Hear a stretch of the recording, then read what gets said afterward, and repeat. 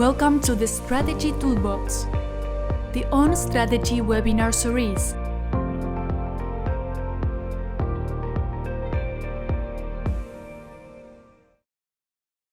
Good morning, everyone. It's a great pleasure having the opportunity to talk with you this morning.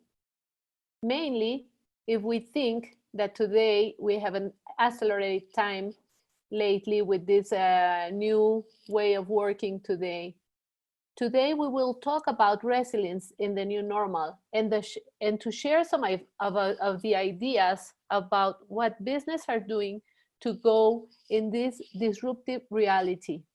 My name is Jaime Pimentel, and I am very pleased to be here with you. But before we start, please allow me to introduce our company.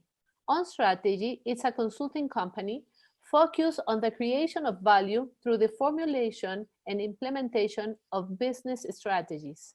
We do that by developing and incrementing customized solutions addressing the particular needs of our clients. Our solutions include digital transformation, business process automation, and the human aspects of the implementation of the business transformation initiatives. We have clients in many different sectors and in many different countries in the American region. Our headquarters for the North America location is in Miami, Florida. But let's move on. It's enough for this moment talking about On Strategy. I will appreciate if you have any comment or question, please write them in the chat section of the webinar. To start talking about this resilience in the new normal, we need to remember that we all know that the only constant is the change. And this will always challenge our business because as far as we know and control efficiently our process, this will impact the less to our internal community or internal business. This will help us to minimize the possible and major risk that can be impacting our business. So in the new normal, we need to build or reinforce some internal skills to be agile and fast. This is how we are going to be resilient and to ensure that the critical operations will keep working even under these disruptive circumstances and will allow us to continue with the business. But let's start with the beginning. Let's talk about the definition. If we talk about standards, we know that a process is a set of interrelated work activities that transform inputs into outputs. If we take in consideration the ISO 9000 standard, we have two different notes. The first one, it's the input elements of a process normally are the result of another processes. And the process will, within an organization, are planned and put in place under control conditions to provide value. But what happens today in this new normal? If we keep in mind this definition, we can imagine that everything is going to happen according to our plans. In this scenario, everything will work as we define. But do you think this is real? No. Do you believe the process moves like we really expect? No. Working under these control scenarios, it's no longer possible. Why? Because disruption is in the main activities that we can imagine. Today, all the activities around our community are impacted by this disruptive and accelerated environment. Today, the business are facing accelerated changes. What do we need? We need to have flexibility and agility to adapt and to adopt these changes as fast as possible. Next, please. Companies are working with a big amount of interactive and linked processes. And the challenge today is to face how can we manage those external changes in order to reduce uncertainty? How can we be flexible without abandoning our strategies? This is very important. What do we need to do in order to adapt, in order to survive in this changing environment? How can we manage all these changes? Today, next, the organizations are facing all these movements, all these different external inputs and different impacts, we may say, more than inputs, because normally when you have an input, you have something that you plan or you are waiting, but this is an impact. It's something that you probably didn't think that it was going to happen. In this changing environment, we need to build resilience, and we need to have resilient processes. This is requesting our organization next to have new skills. Why? Because agility, flexibility, empathy, collaboration, self-control, risk management, change management can be part sometimes of the leaders of the companies, but not part of the people that it's performing the process. So we have to think different. And how to start? We need to identify which process need to be adapted, modify, and manage to guarantee that all the rest of the elements of the company will be performing in a positive way in this new normal without abandoning our purpose of value. What is the purpose of value of our company? Well, this is the product or service that our customers are expecting that we deliver to them. And how can we do this? A proven good practice is to incorporate continuous improvement activities to make people aware of changes, adapt easily, and react positively to disruptive environments. We all know processes are interconnected, okay? But for sure, we need to take action for those potential risks that are associated with our process. And these potential risks don't only consider external elements. It considers also complaints of our customer and all other events that might separate us from our goals. It's important to understand that all the elements that are pushing us far away from our purpose is a risk. As we introduce these improvements, we can be sure that we will have a tool to keep us in shape and in relation between flexibility and agility. Normally, we have in our companies a process map or a documented manual with all the business process inside.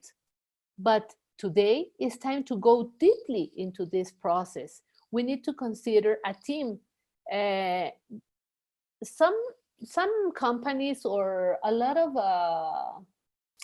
times in our companies, we think about technology or machines to improve our process. But what happened with people?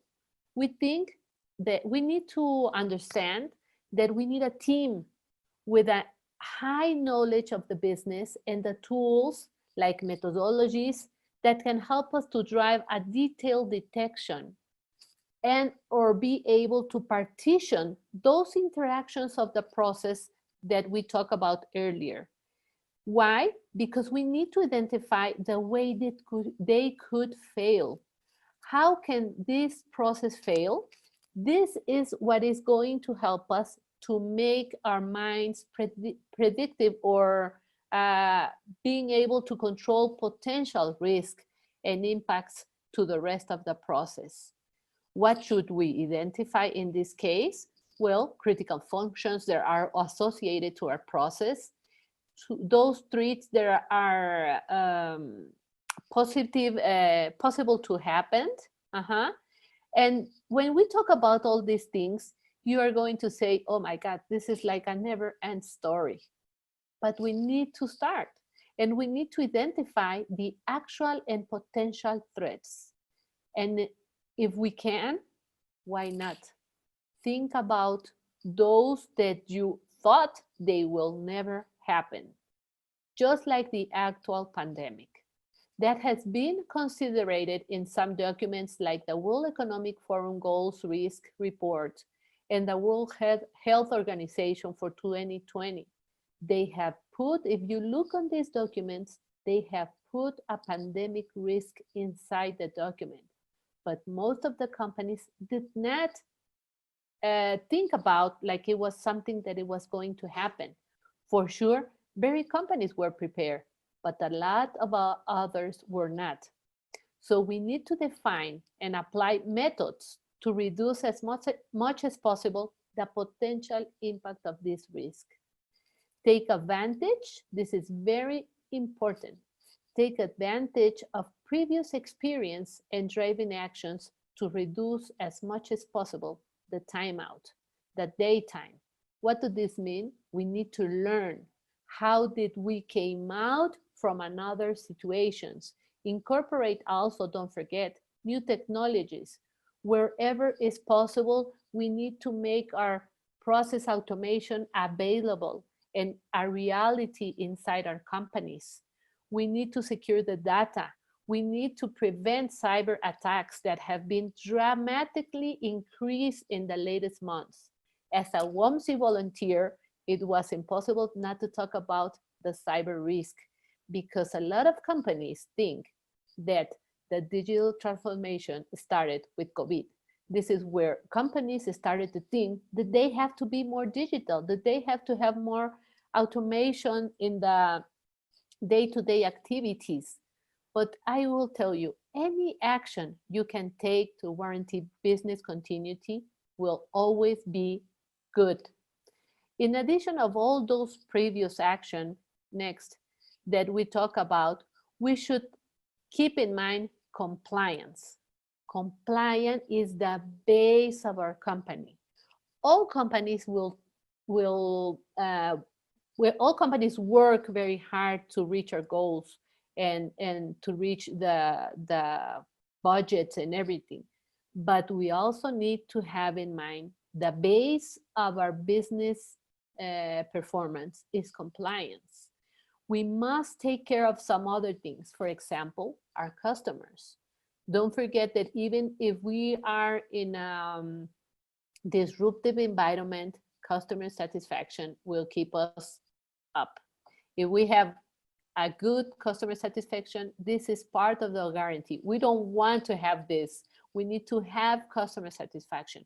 We need to keep in mind that interested parties have requirements, and even on pandemic or disruptive environments, we need to take care of that. Also, don't forget, emotional health of the employees is very important. We need to take in consideration safety and health elements and always bring together with our strategies.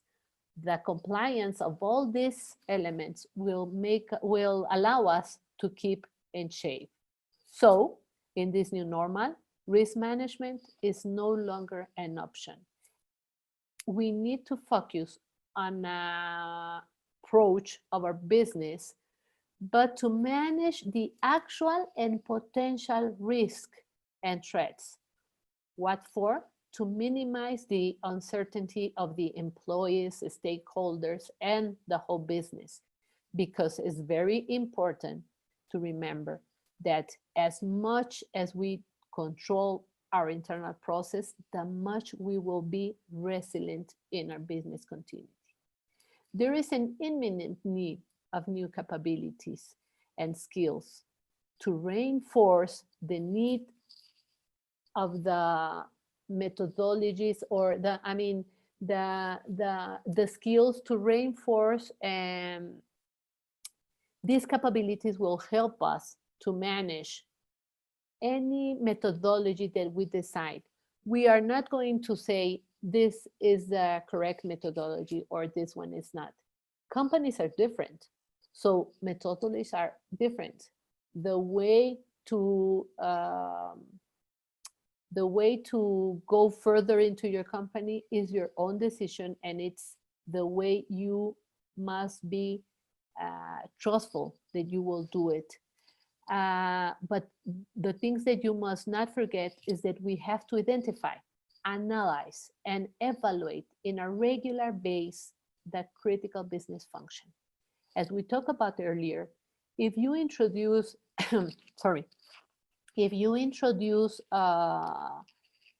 continuous improvement, and if you introduce training, and if you are always trying to look further and what can impact your business, these critical functions analyze will help you to reduce and minimize the potential risk.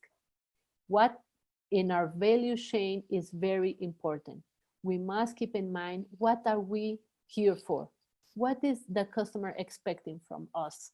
In the new normal, we cannot think that anymore that process will be executed in a sequential way.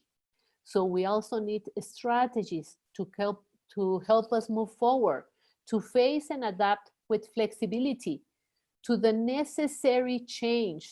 The strategies should include not only economical resources, also the provision of management, technical and emotional support if needed. Why? Because remember, in Mexico, we have a say about the weaker link is where your chain is going to be broken. I don't know if you're aware of this, but same happens in company. So as much and as better we strong the links between our process, the much we are going to be resilient.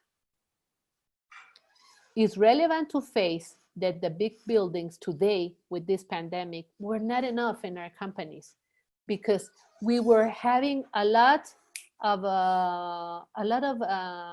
infrastructure, a lot of elements in our company that we thought that this was going to help us go further. But today, VPN connections were not enough. A lot of companies run out of these connections, and what happened? We are all in home office. What do we have to do? Companies need to move fast, to change fast. What about technology? I have some friends in the IT team, and they say that even if they had a budget about, having computers, I'm talking about mobile computers for some people in the company, there was some restrictions. Why? Because probably we do not have the technology or the risk, cyber risk associated control. And this makes us to think that it was not the appropriate moment. But what happened? That today companies have to move on that. And probably it was not the correct moment. So if you ask some IT people, what about your digital transformation? That they will tell you it has been accelerated with the COVID. Why? Because they need to start providing computers, and they need to go further with this change inside the company, but really fast, with not having all the elements around probably controlled. All the things that happen inside the company, you have to keep in mind, impacts people. So it's relevant to see companies providing today psychological assistance to the employees. Why? Because remember, we need to strengthen our internal process to survive and to adapt. And normally, if we do not build resilience in our way, we are going, if we want to build resilience in our way, we need to provide people strength. People empathy is very important. In our way of resilience, we need to focus in the main purpose to ensure that we will be able to continue providing the value. As we said previously, this is the product or the service that our customers are expecting from us. But we need to be very flexible. And this is not only in the process, also in the mindset. We need to be agile. Agile flexibility is going to be one of the best elements to move forward. The risk management process should consider also opportunities associated with the critical business process and functions that can impact this. Therefore, identifying and analyze this possible risk will guarantee the possibility to our company to continue in operation. But sometimes we do not need only to analyze the risk. Also remember, always we have an opportunity. And opportunities are important to be analyzed as a secondary effect, because opportunities could also bring a growth, but also, and sometimes, are a lose, a leak, or a waste. So you have to be very, very open mind.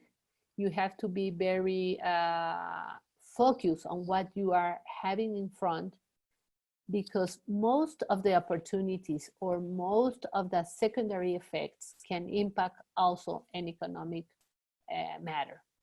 Risk management that you are going to build within your resilience, it can generate some benefits, like increased probability of reaching your goals. It generates confidence to the board. It supports the compliance of the interested parties' requirements that we talked about earlier. It increases the internal know-how of the business.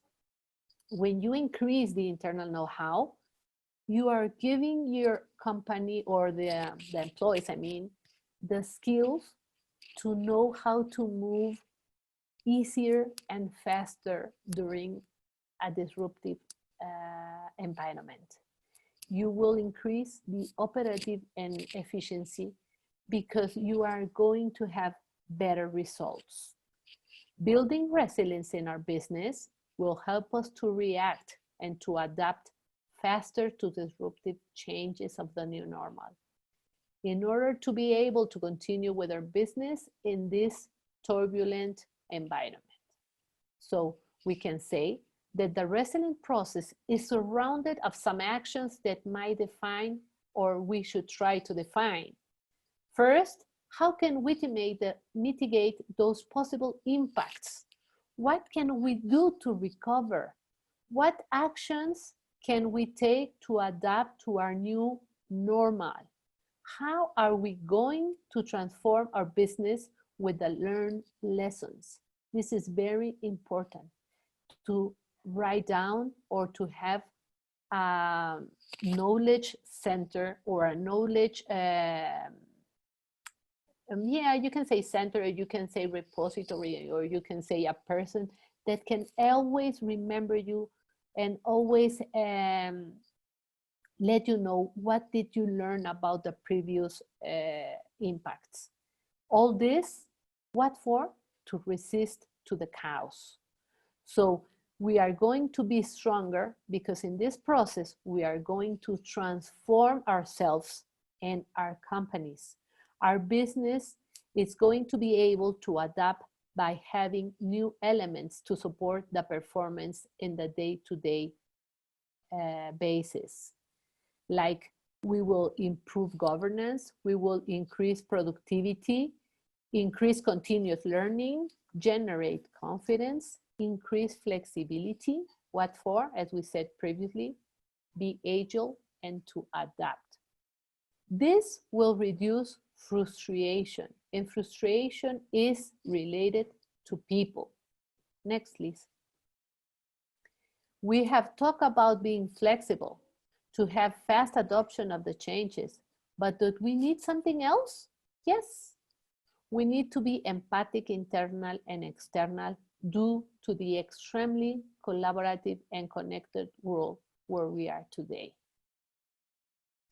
Working on this direction will keep us to reduce, or will help us to reduce, the employees' uncertainty that will become in a minimal emotional load that will help us to focus and keep mindset to the business objective and goals. It's not something that we must forget, but there's some standards, I'm saying standards that are in place to evaluate and to measure the emotional load of the employees, because we have discovered that this is very important to make things happen. Resilience in processes, so it's a good relation between the risk management that allows the business continuity with the increase of new technologies and skills that will help us to be faster, to adapt, to react, and to respond to our environment disruptive ecosystem. Having control and governance of the risk within the business business process has switched from an important topic inside the company to a critical activity. This is only to ensure the company's continuity. It's important to be clear that the new normal is not coming back to where we used to be some months ago. It's the ability to adapt ourselves, our minds, and the business to a new reality. And this new reality is something that will be with us, who knows until when. I will let you with a phrase that is very, very, I think it's very useful for this moment.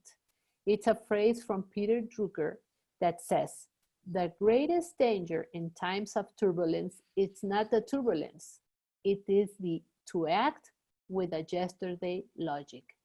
So let's think how we will switch our logic, our mindset to be resilient, to be flexible, to include in our day-to-day this flexibility. And remember, the best strategy is the prevention. So take care and be safe. And hope to see you soon in our next webinar. Thank you very much. And I hope this webinar gives you the elements to talk inside your company about resilience and what do we need to do in our process. Thank you very much. We appreciate if you have any question, please, in the chat section of this webinar. Thank you, Aymed, for this interesting presentation. And we start with the questions. So we have the first. In your experience, what has been the main issues trying to implement resilient processes? Well, this is a good question. Something that is very important to say is that if you don't have a strategic plans aligned to operative plans, you will take more time. So it's important that always your companies have an alignment process and a communication process of your strategy. And this has to be aligned. The know-how inside the company, as I mentioned before, is very important. And the flexibility that you have to build around your process means you won't avoid controls, but being able to jump sometimes some controls, it's a good idea. But you have to remember, you have to always finish your controls. When we are talking about standards, or we are talking about some technical issues, it's very, very difficult to think that we are going to have a flexible mind, because engineers and standards, if you talk about ISO, well, this is something that I remember in 2004, it was impossible to say, you can jump a control. No, you will have a non-conformity. But today, you're not saying jump the control, it's not doing the control. It's being flexible in order to be able to have your customer need or your customer process or wherever you are working on, but flexible and agile will be the main topics you have to consider. Thank you for the question. Thank you, Aymed. We have another question. Alejandra asks you about how we can start. How do you suggest for a start? Starting on this resilient process, as I mentioned Exactly. previously, we have to start having a view of your map, of your process map. Then you have to define which ones are the critical. And then you have to analyze each of these, you have to analyze this process, and you have to evaluate the risk associated.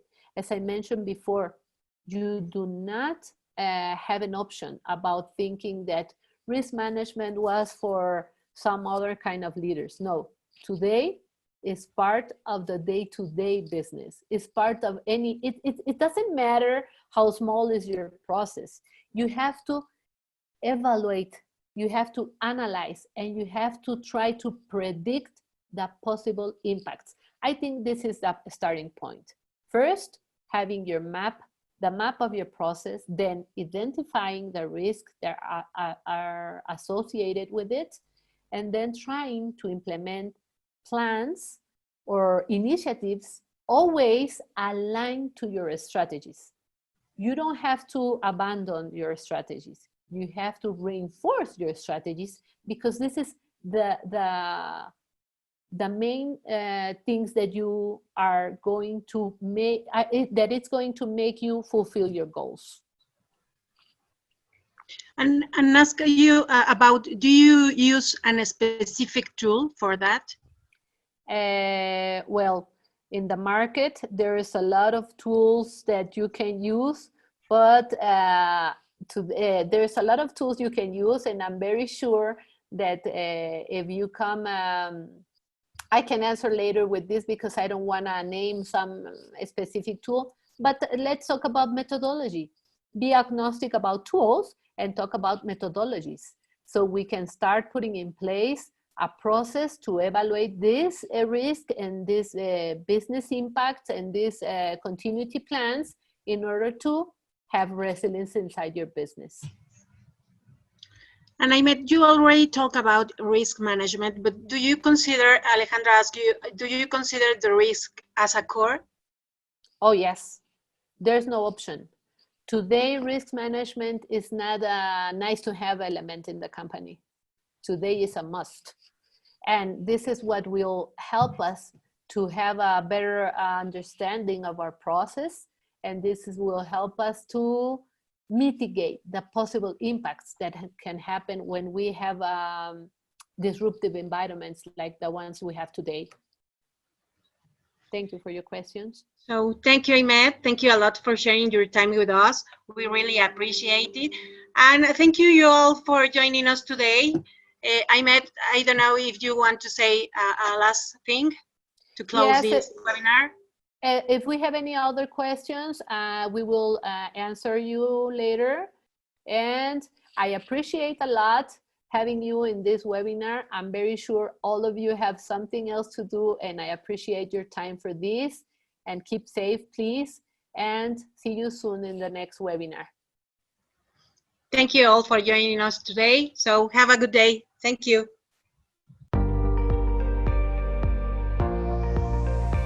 Thank you for joining us on this webinar. For any further questions, please contact us at contact@on/strategy.com.